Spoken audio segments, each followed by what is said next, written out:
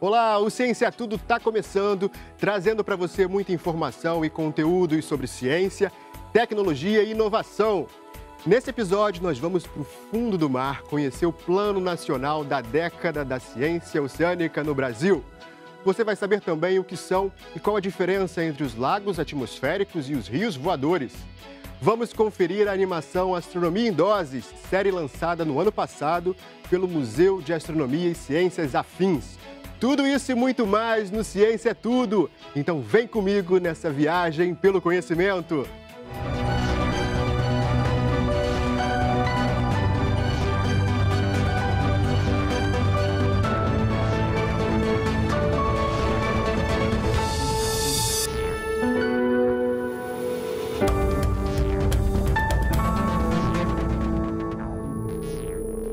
No ano passado, o Ministério da Ciência, Tecnologia e Inovações lançou o Plano Nacional da Década da Ciência Oceânica no Brasil. O objetivo é mobilizar governo, pesquisadores e sociedades em ações que favoreçam a conservação e a sustentabilidade dos mares no Brasil com o uso da ciência. Vamos ver como o plano será colocado em prática.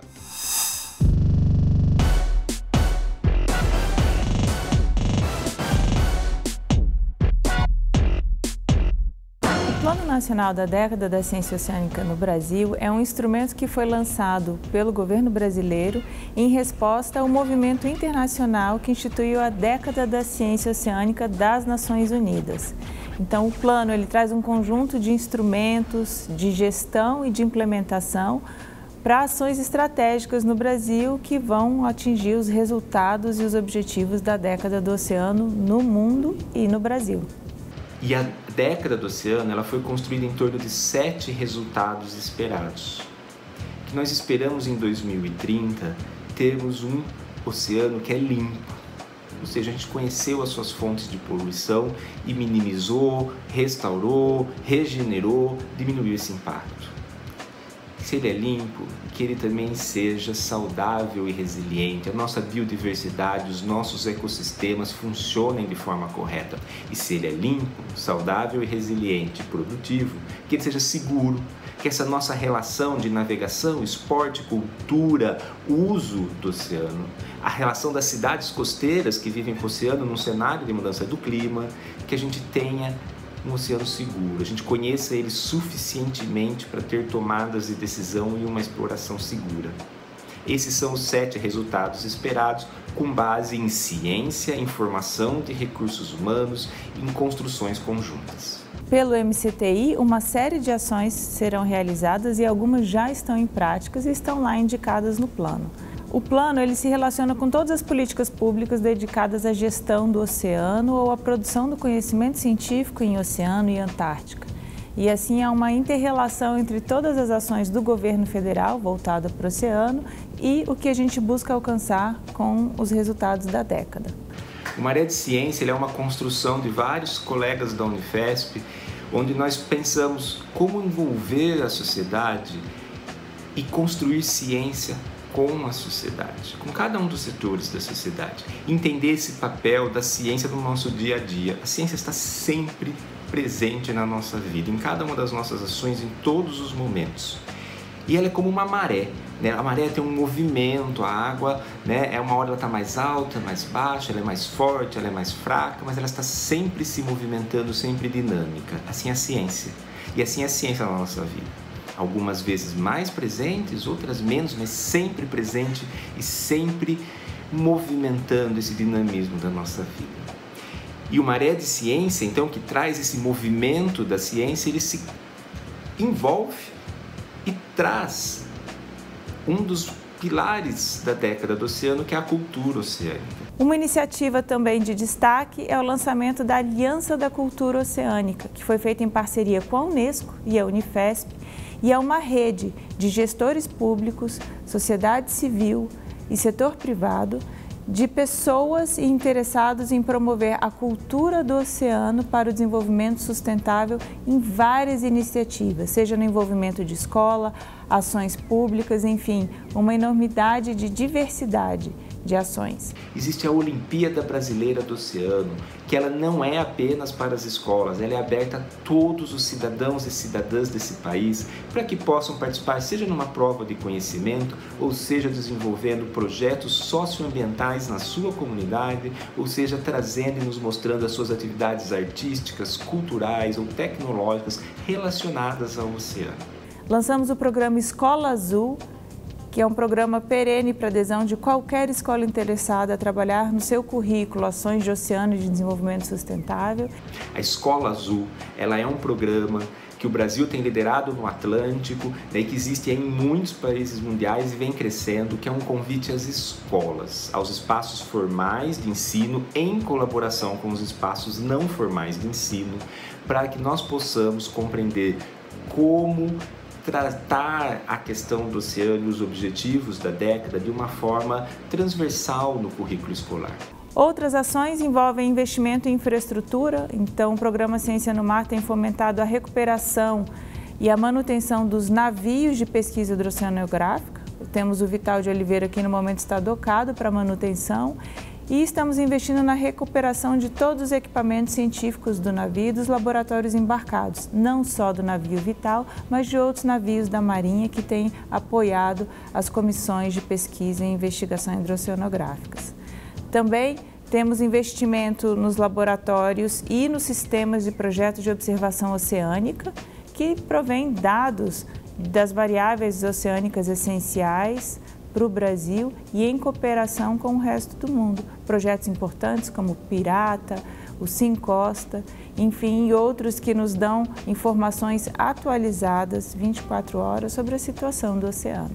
A década do oceano ela iniciou em 2021 com muitos movimentos e 2022 vem ainda mais. Do local ao global tem sempre algo ocorrendo que você pode conhecer e se engajar a conhecer pelas mídias da década. Eu queria convidar todos a conhecer um pouco mais sobre a década e o programa Ciência no Mar nos sites que estão em português e em inglês e também a seguir essas ações no Instagram da Década da Ciência Oceânica no Brasil. Lá a gente posta todas as informações e iniciativas atualizadas para que você saiba a abertura de chamadas de projetos, tanto do Brasil quanto internacionais.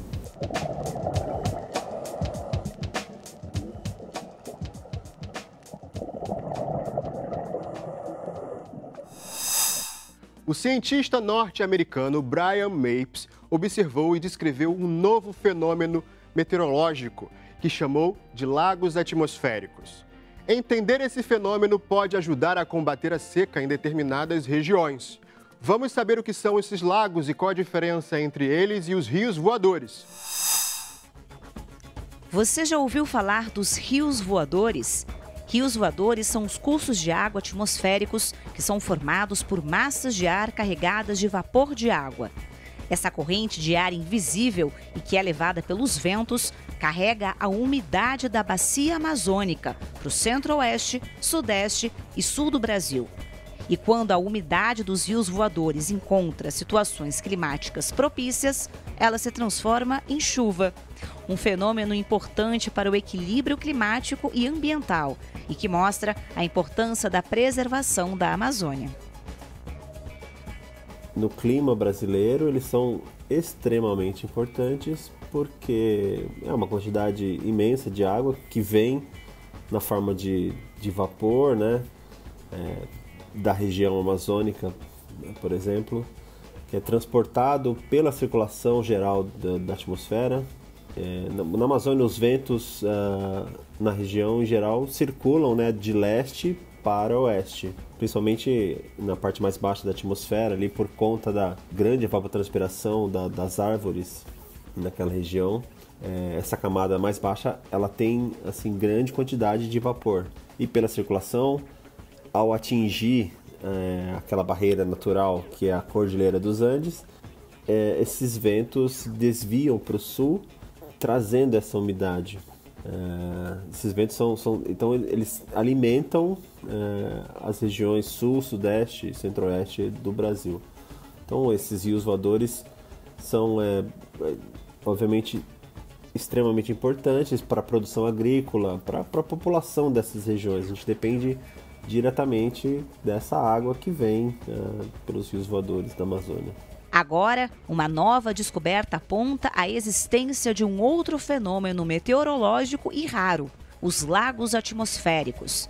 Esses lagos foram descobertos por satélites e são descritos como piscinas que se movem lentamente no céu e começam a se formar como filamentos de vapor nas regiões dos oceanos Índico e Pacífico. Esses lagos atmosféricos, devido à grande concentração de volume de água, são capazes de criar uma quantidade significativa de chuvas em regiões secas, como os países do leste da África. Esse conceito surgiu recentemente aí, na mídia por conta de dezembro do ano passado. Esses cientistas da Universidade de Miami publicaram sobre esse novo fenômeno no Oceano Índico, que ele vai se movendo assim por alguns dias, bem lentamente, né?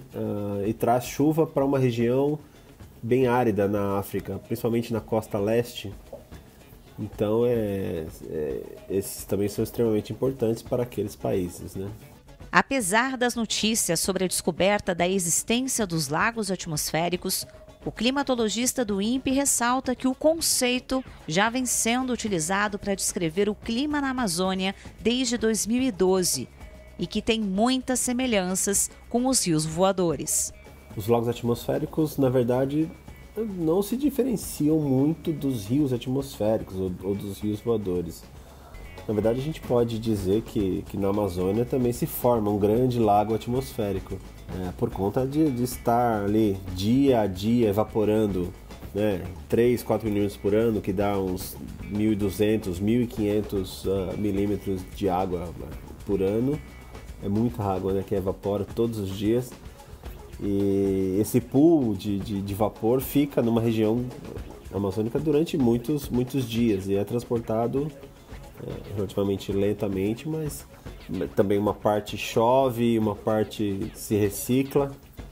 Então a diferença desse conceito de lagos atmosféricos para rios atmosféricos é mais associado à escala, né? O transporte de umidade de uma determinada região.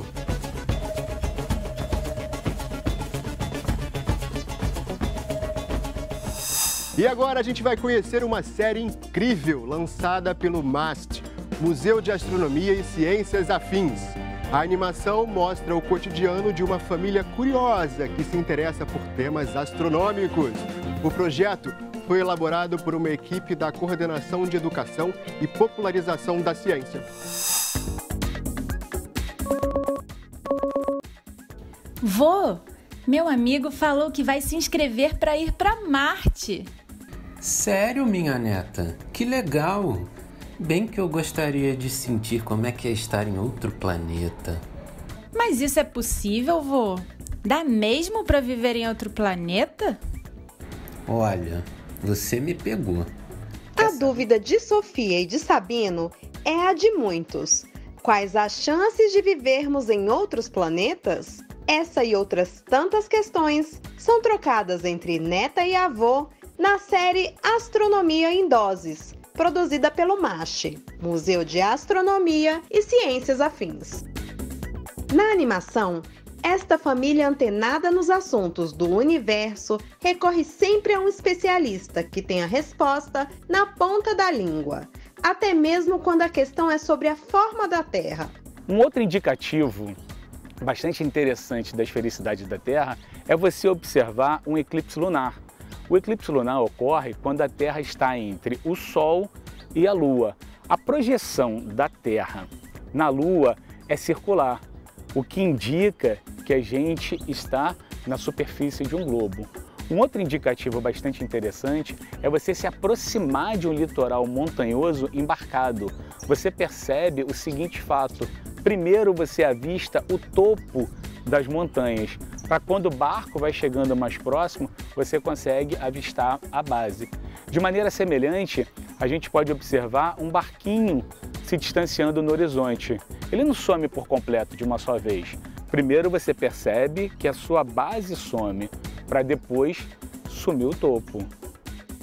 Para um dos idealizadores do projeto do MAST, o físico Omar Martins, falar sobre o cosmos é também falar sobre a vida na Terra, sobre o nosso dia a dia. Nesses primeiros episódios, a gente tem a Sofia, né, que o nome é muito característico, né, da Cebodeira, e o Sabino, que é o vô, mas a gente tem outros personagens, a mãe, o pai, que provavelmente depois vai entrar no circuito, né? Como a gente estava no piloto e tem as questões de cada animação um custo maior, a gente resumiu esses primeiros episódios no vô e a neta, porque a gente acredita que, de certa forma, varre, né, todo o universo. E é uma conexão bacana, né, entre a família dessa conversa, entre os dois. O mais velho, com a sabedoria do Sabino, né, e a Sofia também representando o querer saber, ir atrás do conhecimento, buscando essa conexão com o avô. Essa foi a ideia assim, básica. E o dia a dia, né, eu acredito que o programa destinado à divulgação científica, ele precisa falar com o seu público, mas o seu público, principalmente se tratando de astronomia, ele possa olhar pela sua janela e verificar o que está sendo falado. A gente fala de Cruzeiro do Sul, por exemplo. Essa pessoa pode tirar os olhos do computador, quando anoitecer, ir para fora de casa e identificar o Cruzeiro do Sul. E perceber como faz para localizar o Polo Sul Celeste, como faz para localizar o ponto cardial sul, e daí todas as informações que estão agregadas, né, naquele episódio. Ele destaca que a série faz parte do projeto do museu em contribuir com a popularização da ciência. É bom que se fale que é um instituto ligado ao Ministério da Ciência, Tecnologia e Inovação, né? E ele é gratuito. Isso é importante, né? E a visitação espontânea, ela acontece a todo momento. E quem nos procura?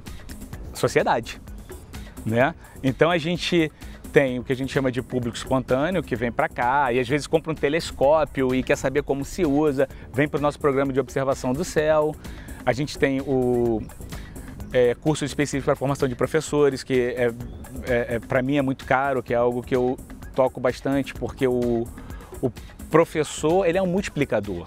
Então, quando o professor vem para cá, trabalha com a gente faz um curso, normalmente os cursos são a base de construção de experimentos factíveis de serem usados em sala de aula. Isso é algo que a gente sempre tem, né? Fora as nossas palestras, que aí você vai falar de exoplaneta, vai falar de etnoastronomia. O museu tem essa vantagem, né? Por ser um museu que convida muitos pesquisadores de fora. E, por exemplo, em primeira mão, posso dar uma notícia fantástica, que vai reunir e aglutinar esses aficionados pela astronomia, principalmente do bairro. A gente vai inaugurar, provavelmente no dia 10 do mês que vem, o Clube de Astronomia do MAST. Exatamente por isso, porque assim, quando a gente tem o público espontâneo, um vem pela manhã, um vem à tarde, então com o Clube de Astronomia do MAST, que em princípio vai funcionar toda quinta-feira à noite, quando o público vê, vem no nosso clube, né? E é um clube coletivo, né? O nome é do MAST, mas é feito pelas pessoas. Quer saber como assistir o Astronomia em Doses? É só acessar o canal do MAST no YouTube. E fique aí que depois do intervalo a gente volta com mais ciência, tecnologia e inovação. O Ciência é Tudo volta já já.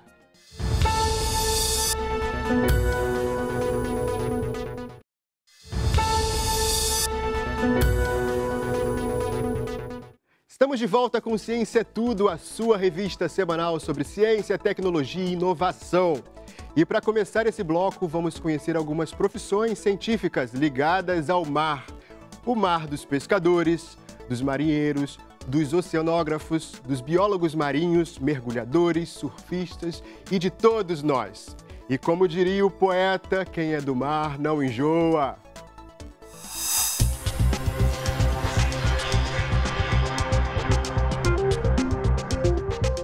São muitos os desafios da década da ciência oceânica para o desenvolvimento sustentável. E para enfrentar esses problemas, profissionais das mais diversas especialidades são fundamentais.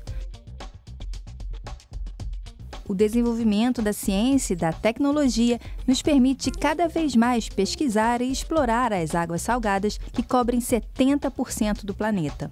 E são profissionais de áreas como oceanografia que estão na linha de frente dessa exploração marítima. Sem dúvida que não se pode falar em década das ciências oceânicas sem falar em oceanografia e nos profissionais oceanógrafos. Por quê? Porque para entender os oceanos é preciso ter uma visão multidisciplinar, uma visão trans e interdisciplinar, que somente os profissionais formados na área de oceanografia possuem. Sem nenhum demérito a nenhum outro profissional, porque na área de ciências do mar nós temos vários colegas, vários outros profissionais que atuam junto com os oceanógrafos, mas o oceanógrafo já desde a sua formação básica na faculdade e depois durante a fase profissional e depois durante o seu projeto final de monografia, ele atua diretamente em várias áreas da oceanografia.